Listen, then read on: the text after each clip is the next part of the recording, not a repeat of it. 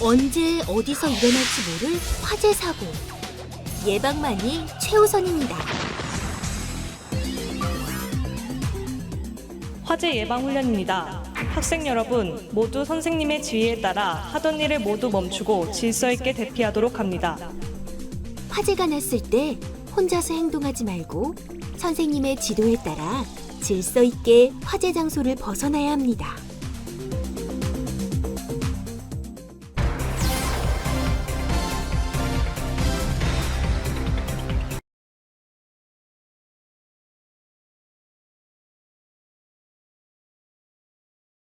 (2011년) 75건, 2012년 71건, 2013년에 91건의 사고가 일어났습니다. 이 중 초등학교에서 일어나는 화재가 전체 학교의 42%를 차지해 어린이들의 화재 안전에 대한 교육이 꼭 필요합니다. 많은 학생들이 한 공간에 밀집되어 있는 학교는 작은 화재가 대형 참사로 이어질 가능성이 매우 크다고 하는데요. 갑자기 학교에서 화재 사고가 일어난다면 어떻게 대처해야 할까요? 학교에서 불이 나게 되면 가장 먼저 해야 할 행동. 둘 중 옳은 행동은 무엇일까요?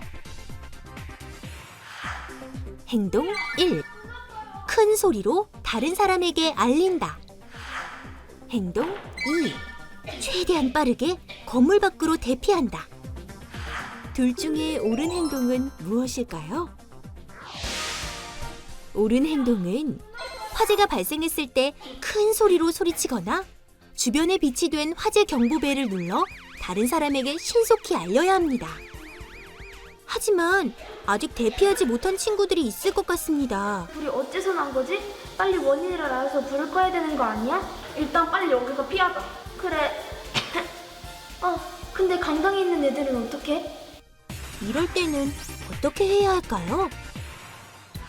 행동 1. 신속하게 선생님께 사실을 알린다. 행동 2. 친구들을 구하러 간다. 이 중 옳은 행동은 무엇일까요? 옳은 행동은 화재가 발생했을 때 섣부르게 친구들을 구하려다가는 오히려 모두가 위험해질 수 있습니다. 침착하게 선생님께 알리고 건물 밖으로 대피해야 합니다. 화재가 났을 때 어린이들이 화재를 진압하려고 하다가 가장 큰 문제가 골든타임을 놓친다는 거거든요. 화재는 신속하게 전개되기 때문에 빨리 피하는 것이 좋습니다. 화재 시 5분은 황금의 시간, 즉 골든타임이라고 합니다. 화재 발생 후 5분이 경과하면 불이 거침없이 퍼지고 피해 규모가 급격히 커지기 때문에 5분 안에 모두 대피해야 합니다. 지금부터는 화재가 났을 때 대피하는 방법에 대해 알아보겠습니다. 현지야, 손수건에 물 묻혔어? 응, 여기 손수건에 물 묻혔어. 너는? 화재 시 대피할 때는 어떻게 해야 할까요? 무작정 나가기만 하면 될까요? 행동 1. 물에 적신 손수건으로 입과 코를 막고 나간다. 행동 2. 선체로 밖으로 뛰어나간다. 무엇이 옳은 행동일까요? 대피할 때는 손수건을 물에 적셔 입과 코를 막고 몸을 최대한 숙여 신속하게 대피해야 합니다. 몸을 최대한 숙여서 대피하는 이유는 무엇인가요? 화상에 의해서 사망하는 사람보다는 유독가스가 있는 연기를 들이마셔서 사망한 사람이 훨씬 많기 때문입니다. 실제로 그 연기는 수평으로 이동하는 것보다 수직으로 이동하는 것이 한 10배 정도 빠르거든요. 그렇기 때문에 몸을 숙여서 최대한 낮게 숙여서 빨리 빠져나오는 것이 가장 중요합니다. 어디로 가야 되는 거야? 왼쪽 계단에 애들 많이 있었으니까 우린 다른 데로 가자. 애들이랑 다른 거 가서 나 못 나가냐? 아니야. 일단 빨리 저쪽으로 가자.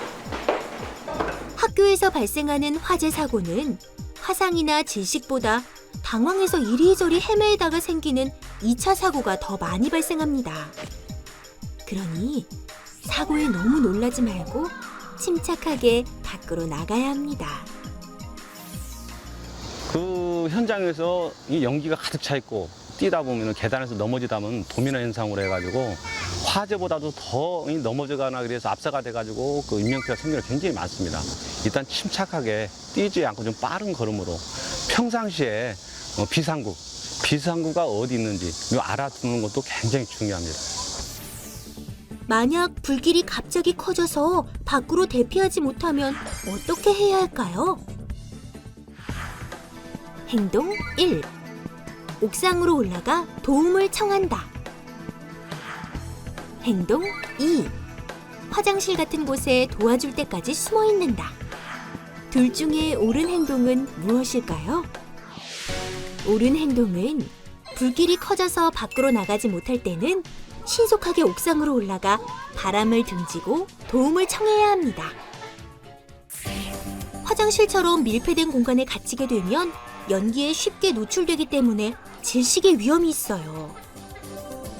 또 하나 잊지 말아야 할 점은 문 손잡이를 함부로 만지거나 열면 안 된다는 것입니다. 금속으로 된 손잡이를 잡을 경우 화상을 입을 수 있기 때문입니다. 문 손잡이를 잡을 때에는 반드시 손가락 끝으로 살짝 만져보거나 손수건에 물을 묻혀 뜨거운지 확인 후 잡아야 합니다. 그리고 문을 갑자기 열 경우 불길이 안으로 들어와 더욱 커질 수 있으니 문은 열지 않도록 하고 옷가지나 수건으로 연기가 들어올 수 있는 틈을 막아야 합니다. 만약 주변에 소화기가 있다면 어떻게 사용해야 할까요? 일단 소화기를 불이 난 곳으로 가까이 가져옵니다. 그리고 소화기의 안전핀을 뽑고 호스를 불 쪽으로 향하게 합니다. 그 다음 손잡이를 움켜쥐고 소화약제를 뿌리면서 불을 끄면 됩니다.